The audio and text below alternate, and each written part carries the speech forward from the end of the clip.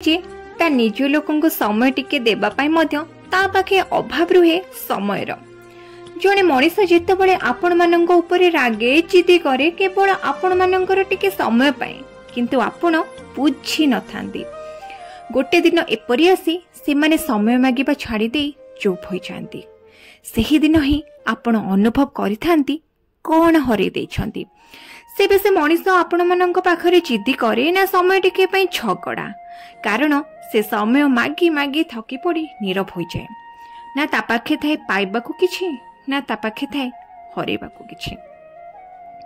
सेथिपई आमे आम निज लोकंकु किछि देउ अबा न दो, किंतु समय टिकक दबा उचित। जे सतरे आपण मानंकु भल पाउथबो ना से केबे भी दामी उपहार खोजुथिबो केवल आपण मानंकर स्नेह और भल पाइबा। निजर व्यस्तमय जीवन भितरु टिके समय आपण मानंको निज लोकंकु देकी देखंतु ना, तांको ओठर से हस टिकक आपण मानंकु केते शांति दबो। सेबे संपर्क भितरे कली झगड़ा भूल बुझमणा नथिबो, थिबो केवल भल पाइबा एवं सारा जीवन साथी रे रहिबार प्रतिश्रुति।